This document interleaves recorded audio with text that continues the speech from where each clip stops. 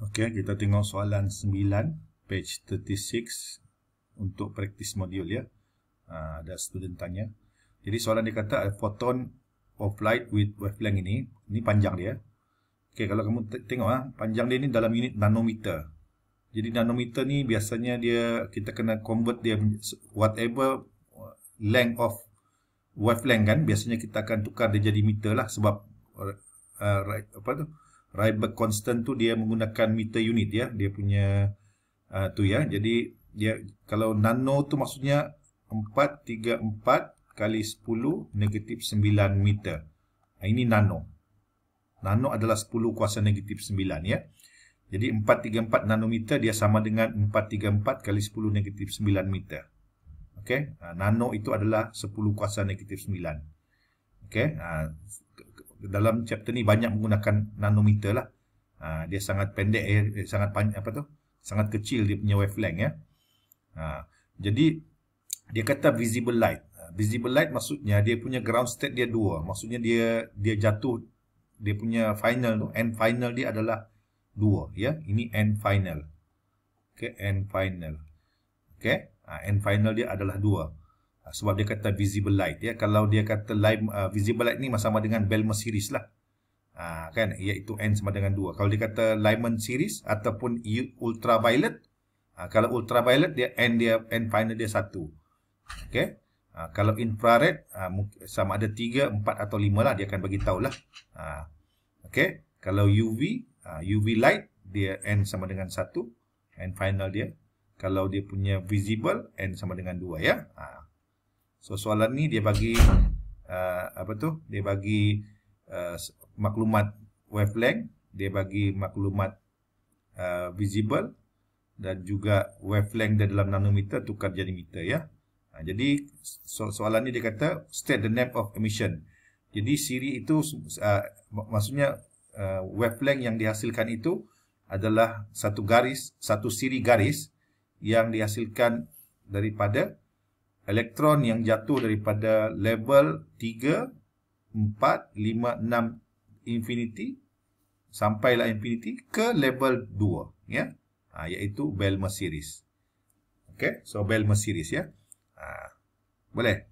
Balmer series kerana dia visible light, iaitu end final dia sama dengan 2. Okey. Next. Soalan ni dia kata determine the transition ni above wavelength. Jadi wavelength yang diberi adalah above wavelength, maksudnya 434 kali 10 negatif 9 meter ataupun 434 nanometer kan. Jadi dia kata wavelength yang ini dihasilkan oleh elektron yang jatuh dari level berapa ke level 2. Ini end final dia level 2. Okey. Jadi yang mana satu end initial dia? Yang ini, yang ini, yang ini, yang ini ya. Dia sama ada yang ini, yang ini, yang ini atau yang ini. So mana satu yang menghasilkan 434 nanometer? Itu soalan dia. Okey, fahamkan soalan dia ya. Jadi sama ada n sama dengan 3, 4, 5, 6 ataupun 7, 8, 9 atau infinity lah. Okey. Mana-mana satu yang akan menghasilkan wavelength ini, yang mana dia punya end final adalah 2. Okey, so itu dia punya soalan dia. Ini ya, ini end initial dia berapa? End final dia adalah 2 ya. Dari manakah elektron tu jatuh untuk menghasilkan wavelength sebanyak ini ya. Jadi kita ada persamaan. Ini persamaan kena ingat ni. Rydberg equation sebenarnya dia ada 2 jenis persamaan. Satu yang 1 per lambda, satu lagi adalah delta E ya. Jadi dia persamaan dia lebih kurang sama je. Okey, lebih kurang sama. Cumanya kamu kena stick lah dengan satu ni. Ini, remember ya. Dia sentiasa pastikan bahawa end final dia mesti lebih kecil berbanding end initial ya. Because elektron tu kan dia jatuh, dia macam ni kan. Elektron jatuh daripada yang lebih tinggi ya. Ini end initial, ini end final kan. Jadi elektron tu dia memang jatuh daripada label yang lebih tinggi ataupun nilai yang lebih besar. Okey. Dan jatuh ke label yang lebih kecil. End final dia lebih kecil ya. Contoh 4 ke 2, 5 ke 2 ataupun 7 ke 1 atau 6 ke 3 kan. Jadi dia punya end final is always smaller than end initial. Okey. Dan sebab soalan ni dia merujuk kepada nanometer, jarak. Jadi ini adalah jarakan, length ya. Jadi dia kena pakai Rydberg yang length punya. Dia ada dua jenis ya. Satu yang energy, satu lagi adalah length ya. Dalam kes ni kalau length adalah dia punya RH dia adalah yang ini. Okey. Yang ada unit meter ni. Jangan risau, nilai ini akan diberi dalam final exam ya. Nilai-nilai constant ni ada satu muka surat, dia list down all the constant required for the final exam ya. Jadi oleh kerana dia punya unit ni adalah meter, maka that's why lah kita kena convert ini menjadi meter ya.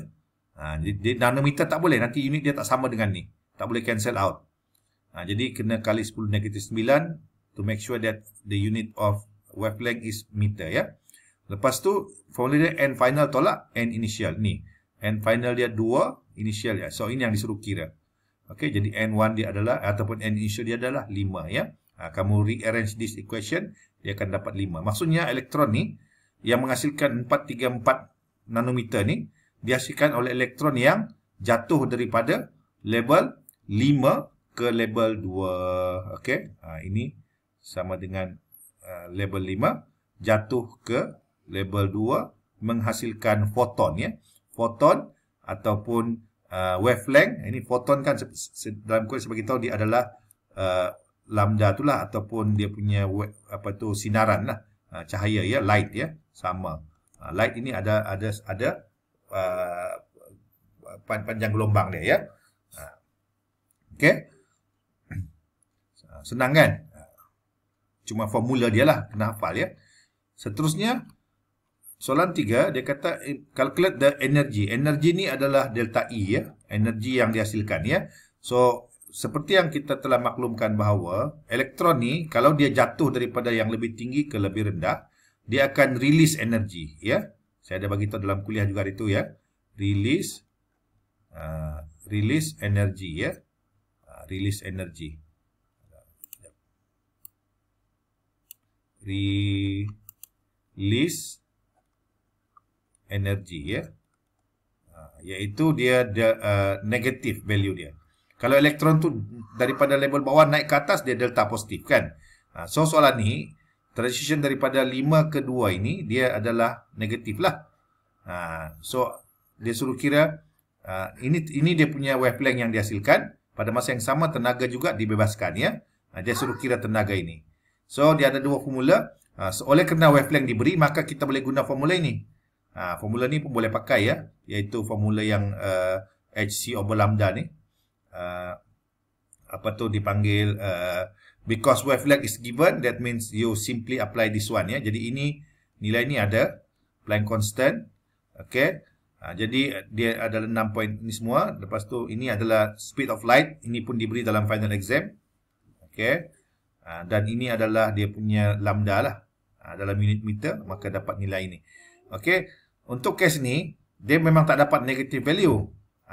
Tapi sebab kita dah tahu, kita kena letak negatif terus, automatic. Kerana transition of this electron is from high to lower, dia release energy ya. Memang always release energy. Jadi automatic letak negatif lah. Okey. So formula ni boleh pakai. Kalau tak nak, pakai yang satu lagi, yang Rydberg equation ni lah. Jadi Rydberg equation ni, because this is energy, maka kena pakai yang RH ataupun Rydberg constant ni yang ada joule, because joule is required, joule is referred to energy kan. Jadi pakai yang 2.18 tu ya, 2.18 ya, 2.18 kali 10 negatif 18 joule ya. Ini because dia punya unit adalah joule. Ini adalah N initial tolak N final kuasa 2 ya. Jadi kalau kamu tengok di sini, dia punya formula terbalik dengan yang tadi kan. Tadi N final tolak N initial ya. Tapi dia punya nilai masih lagi N final mesti lebih kecil berbanding N initial ya, because dia jatuh daripada tingkat yang lebih tinggi. Ini N initial, ini N final kan. Okey, daripada atas ke bawah ya. Jadi kalau kamu kira guna formula ini, dia akan dapat nilai yang negatif ya. Kalau guna ini, dia akan dapat positif, tapi kita automatic letak negatif, because kita tahu dia memang jatuh menghasilkan jatuh daripada tinggi ke rendah, dia always negatif ya. Jadi kalau dalam kuliah tu, sebab kami marking semester lepas tu, pensyarah ni mesti tegur dia tak boleh guna formula yang ni ya. Kita jangan guna formula yang apa ni? N1 kuasa 2 tolak N2 ya. Jadi sekarang ni kena pakai from now on you must apply N final and N initial ya. Jadi always apply F and I with F is always smaller than I. Boleh? Jadi biasakan diri dengan formula ni. Kerana kalau siapa buat 1 kuasa 2 dengan 2 kuasa 2, dia tolak 1 lah. Dia tak bagi markah formula. Okey? Jadi itu yang ditegur oleh pensyarah universiti yang marking bersama-sama kami pada semester lepas ya. Jadi kalau tengok nota kuliah tu dia ada yang pakai N1, N2 kan. Jadi yang dengan skema practice module tu ya. Jadi tukarlah ya jadi initial and final ya. Okey, terima kasih.